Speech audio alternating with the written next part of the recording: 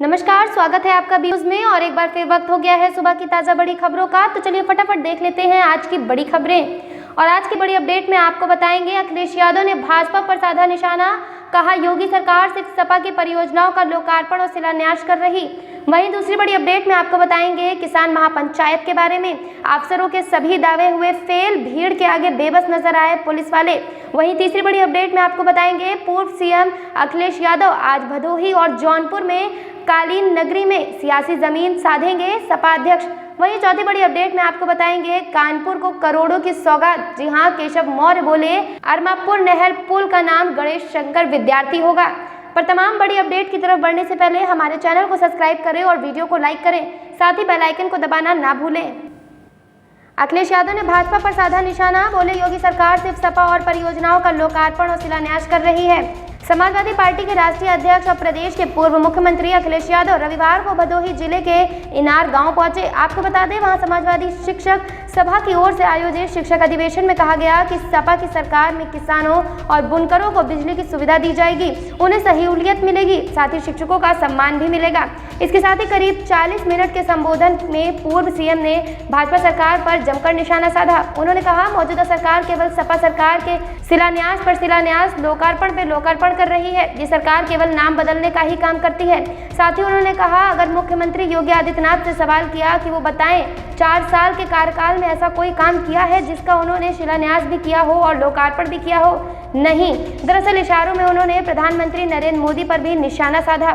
उन्होंने कहा, सबको याद होगा कि किसी ने कहा था कि गंगा को साफ करना है, लेकिन गंगा मैया कितनी साफ हुई ये भी देख रहे हैं। आगामी चुनाव में सपा की सरकार बनेगी, जनता ने मूड बना लिया है, बदलाव होगा और होकर रहेगा। किसान महापंचायत में अफसरों के सभी दावे हुए फेल, भीड़ के आगे बेबस नजर आए पुलिस वाले। मुजफ्फरनगर शहर के सीआईजी ग्राउंड में संयुक्त किसान मोर्चा की महापंचायत में रविवार सुबह से ही भारी भीड़ पहुंचने की व्यवस्था बिगड़ गई। आपको बता दें, प्रशासन की ओर से जो भी व्यवस्थाएं लागू की गई वे सभी 10 बजते ही चरमरा गईं। किसानों के लगातार उमड़ते सैलाब के आगे पुलिस प्रशासन भी बेबस नजर आया। वहीं किसान जहां से देखो वहीं से निकलते नजर आए। आपको बता दें, कृषि कानूनों के विरोध में शहर के जीआईसी मैदान में हो रही महापंचायत में शामिल होने के लिए सुबह से ही शहर में किसानों के वाहन पहुंचने शुरू हो गए थे। दिन निकलते ही पूरा शहर हरे, सफेद व पीले रंग के झंडों में पटना शुरू हो गया। सुबह 10 बजते शहर में लागू की गई यातायात की सभी व्यवस्थाएं भी पूरी तरह से ध्वस्त हो गई और हर ओर सड़क पर केवल किसानों के ही वाहन दौड़ते नजर आए।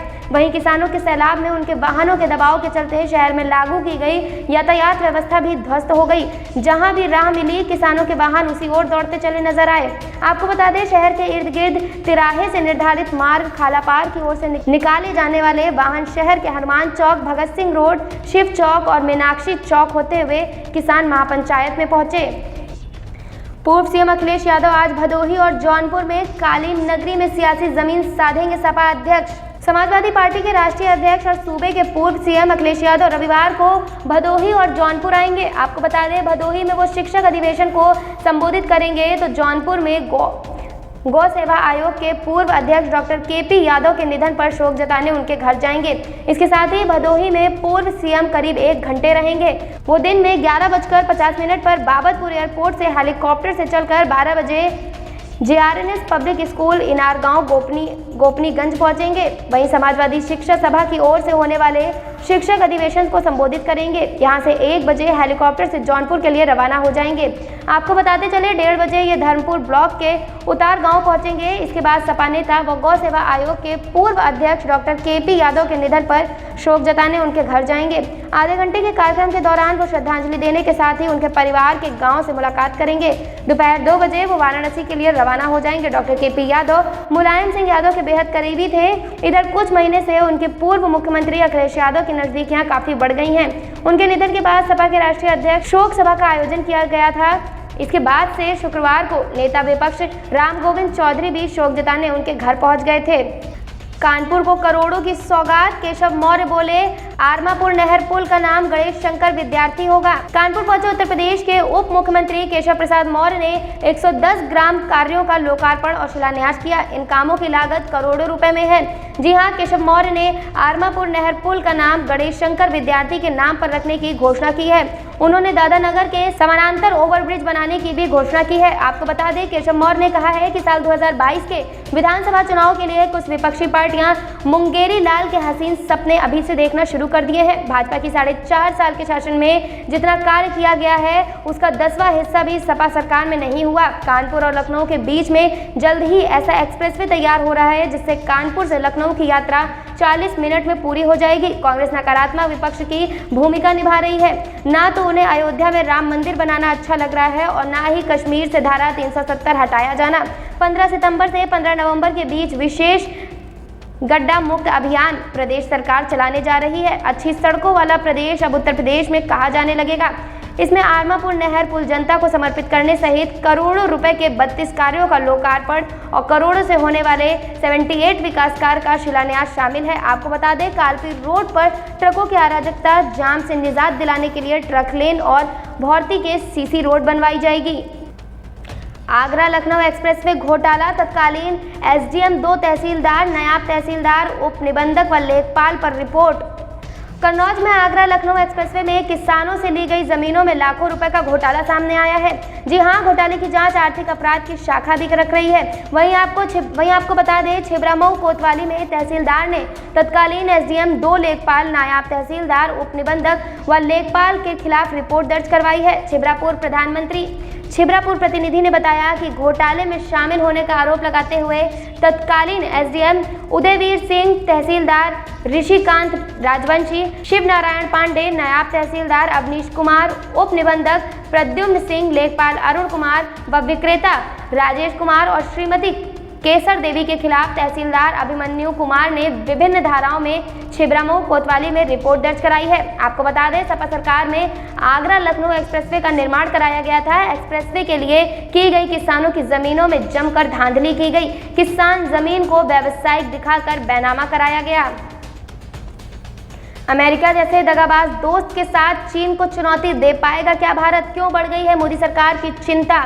पिछले 1 महीने में वैश्विक राजनीति पूरी होने से बदल गई है। आपको बता दें अफगानिस्तान में पाकिस्तान और चीन के खिलाफ जो जाल बुना है उसने भारत को चिंता में डाल दिया है। लेकिन सबसे बड़ी चिंता अमेरिका के विश्वसनीयता में कमी को लेकर हुई है और सवाल उठ रहे हैं कि क्या अमेरिका जैसे मौका परस्त पार्टनर के साथ मिलकर क्या भारत चीन को चुनौती दे पाएगा? और दूसरा सबसे बड़ा सवाल ये है कि क्या चीन को रोकने के लिए बनाया गया क्वाड अपना प्रभाव खोता हुआ नजर आ रहा है? दरअसल अफगानिस्तान से अमेरिका जिस तरीके से गैर जिम्मेदार होकर बाहर निकला है वो पूरी दुनिया को हतप्रत करने वाला है। और वहीं ये सवाल उठ रहे हैं कि क्या अमेरिका के राष्ट्रपति जो बाइडेन और उनके प्रशासन ने खुद की अमेरिका की साख में बट्टे में मिला दिया है और क्या अमेरिका से एक महाशक्ति होने का तबका अब छिन गया है? दरअसल ब्रिटेन में विदेश मंत्री ने खुले तौर पर कल कहा था कि अमेरिका अब सुपर पावर नहीं है। लेकिन ये सवाल तब और अहम हो जाता है जब चीन ने साउथ चाइना सी, हिंद महासागर, ताइवान और हांगकांग में अमेरिका को सीधे तौर पर चुनौती दे दी हो, भारत को लगातार अफगानिस्तान में घेर रहा हो और अमेरिका अफगानिस्तान के बीच मझधार में छोड़कर भाग निकला। तो फिर अमेरिका के इस कदम से यही सवाल उठना लाजमी है कि आखिर क्वाड अब कितना गंभीर रहा है? क्या क्वाड की विश्वसनीयता पर सवाल खड़े नहीं होंगे? आपको बता दें अमेरिका की अफगानिस्तान नीति ने अब क्वाड के महत्व पर बड़े सवाल खड़े कर दिए हैं और अमेरिका की जिम्मेदारियां भी अब संदिग्ध हो गई हैं। खासकर जब क्वाड ग्रुप के गठन को चीन के खिलाफ एकजुट देशों के समूह में देखा जा रहा हो। ऐसे में आपको बता दें कि क्वाड में अमेरिका, भारत, जापान और ऑस्ट्रेलिया शामिल हैं, जिसका मकसद इंडो पैसिफिक में चीन के बढ़ते वर्चस्व को रोकना है। लेकिन अफगानिस्तान में अमेरिका ने जो खेल खेला है उसके बाद क्वाड देशों की सुरक्षा को लेकर बड़े सवाल खड़े हो गए हैं। क्वाड ग्रुप अमेरिका को एशियाई के दोस्त देशों के साथ मिलकर जमीन पर काम करने का बेहतर मौका देता है जिसमें वो चीन को एशिया में उलझा कर रख सके। पंजशीर के शेर से बरादर की हार, 1 हफ्ते में 450 तालिबानी आतंकी हुए ढेर। अफगानिस्तान पर तालिबानी कब्जे को 2 हफ्तों से ज़्यादा हो चुके हैं और अब तो तालिबान अफगानिस्तान में नई सरकार गठन करने की तैयारी भी कर रहा है। लेकिन अफगानिस्तान का एक हिस्सा जहां पर तालिबान राज का नाकाम रहा है वो है पंजशीर। तालिबान विरोधी नॉर्दर्न एलायंस के कब्जे वाले पंजशीर घाटी को अपने कब्जे में लेने के लिए तालिबानी आतंकी पंजशीर घाटी में घुसने की कोशिश कर रहे हैं, लेकिन उनकी कोशिश लगातार नाकाम हो रही है। आपको बता दें कि तालिबान ने शुक्रवार को एक प्रोपेगेंडा रचा। उसने पंजशीर घाटी जीतने का दावा किया, लेकिन कुछ ही देर बाद पंजशीर में तालिबान के खिलाफ युद्ध लड़ रहे अमरुल्लाह सालेह ने एक वीडियो जारी कर तालिबान के दावे को झूठा करार दे दिया। अब सवाल ये है कि क्या पंजशीर में हर बार हारने वाला तालिबान दुष्प्रचार का सहारा ले रहा है? पंजशीर की जंग में किसकी जीत होगी ये तो नहीं पता, लेकिन तालिबान नॉर्दर्न अलायंस का मनोबल कमजोर करना चाहता है। एक तरफ तालिबान का दावा है कि पंजशीर के 4 जिलों पर तालिबान का कब्जा है, तो वहीं दूसरी तरफ नॉर्दर्न अलायंस की ओर से पूर्व उपराष्ट्रपति अमरुल्लाह सालेह का दावा है कि पंजशीर पर तालिबानी कब्जे का दावा सरासर झूठा है। पाकिस्तान में आत्मघाती हमले में 3 लोगों की मौत, 20 घायल, टीटी पे नहीं ले जिम्मेदारी। दुनिया भर में आतंकवाद का प्रचार प्रसार करने वाला पाकिस्तान खुद भी आतंकवाद के दंश को झेलने के लिए मजबूर हो गया है।